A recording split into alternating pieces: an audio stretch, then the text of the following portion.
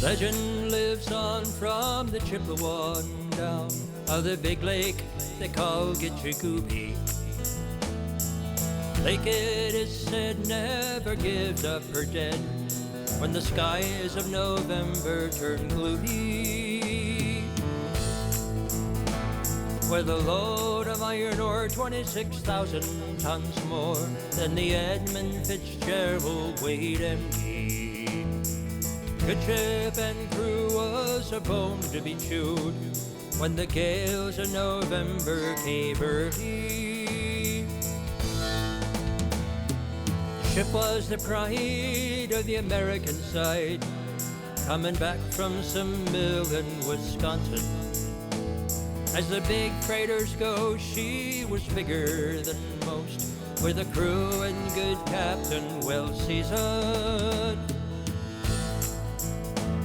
Concluding some terms with a couple of steel firms when they left fully loaded for Cleveland. Later that night when the ship's bell rang, could it be the north wind they'd been feeling? The wind in the wires made a tattletale sound as the waves broke over the railing. And every man knew, as the captain did too, was the witch of November come stealing.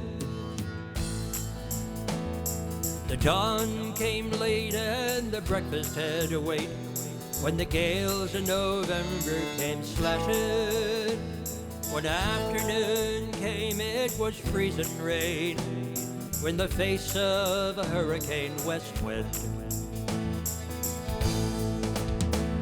When supper time came, the old cook came on deck, saying, "Fellas, it's too rough to feed you." At 7 p.m. the main hatchway gave in. He said, "Fellas, it's been good to know you." And the captain wired, and he had water coming in, and the good ship and crew was in peril. Later that night, when his lights went out of sight, came the wreck of the Edmund Fitzgerald. Does anyone know where the love of God goes when the way turn the minutes to hours? The searchers all say they'd have made Whitefish Bay if they'd put 15 more miles behind her. They might have broke up and they might have capsized, and they may have drove deep and took water. But all that remains are the faces and the names of the wives and the sons and the daughters. The Huron roll Superior sings in the rooms of rice water mansions. Michigan steams like a young man's dream. The islands and bays are for sportsmen. And farther below, Lake Ontario takes in what Lake Erie can send her. And the iron boats go, as the mariners all know, with the gales of November remembered. In a musty old hall in Detroit they prayed, in the Maritime Sailors' Cathedral. A church bell chimed till it rang 29 times for each man on the Edmund Fitzgerald. BLAINE H. WILHELM, 52, oiler, Moqua, Wisconsin. David E. Weiss, 22, cadet, Agoura, California. Welf G. Walton, 58, oiler, Fremont, Ohio.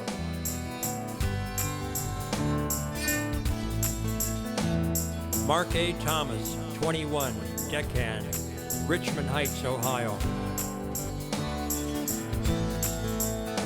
William J. Spengler, 59, watchman, Toledo, Ohio.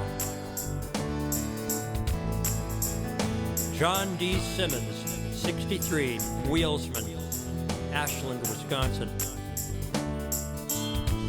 Paul M. Riepa, 22, deckhand, Ashtabula, Ohio. Robert C. Rafferty, 62, steward, Toledo, Ohio. James A. Pratt, 44, second mate, Lakewood, Ohio. John J. Poviach, 59, wheelsman, Bradenton, Florida. Carl A. Peckel, 20, watchman, Ashtabula, Ohio. Eugene W. O'Brien, 50, wheelsman, Toledo, Ohio. Ernest M. McSorley, 63, captain, Toledo, Ohio. John H. McCarthy, 62, first mate, Bay Village, Ohio. John W. Mazes, 59, special maintenance, Ashland, Wisconsin. Gordon F. McClellan, 30, wiper, Clearwater, Florida. Alan J. Kalman, 43, second cook, Washburn, Wisconsin. Bruce L. Hudson, 22, deckhand, North Olmsted, Ohio. George J. Hall, 60, chief engineer, Cabot, Pennsylvania. Russell G. Haskell, 40, second assistant engineer, Millbury, Ohio. Michael E. Armagost, 37, third mate, Iron River, Wisconsin. Frederick J. Beecher, 56, porter, Superior, Wisconsin. Thomas D. Benson, 23, oiler, St. Joseph, Missouri. Edward F. Binden, 47, assistant engineer, Fairport Harbor, Ohio. Thomas D. Borgeson, 41, maintenance, Duluth, Minnesota. Oliver J. Champeau, 41, third assistant engineer, Sturgeon Bay, Wisconsin. Nolan S. Church, 55, porter, Silver Bay, Minnesota. Random E. Cundy, 53, watchman, Superior, Wisconsin. Thomas E. Edwards, 50, second assistant engineer, Oregon, Ohio.